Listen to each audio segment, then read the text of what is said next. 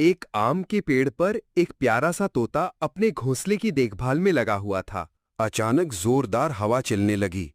पेड़ हिलने लगा और घोंसला डगमगाने लगा। तेज हवा के झोंके से घोंसला शाखा से नीचे गिरने लगा। उसी पल दूर से एक नन्ही सी बतख दौड़ती हुई आई। बतख ने छलांग लगाई और गिरते हुए घोंसले को अपने छोटे से पंखों में थाम लिया। तोता भी उड़ता हुआ आया और जब देखा कि घोंसला सुरक्षित है तो वो खुशी से बतख को गले लगा लिया।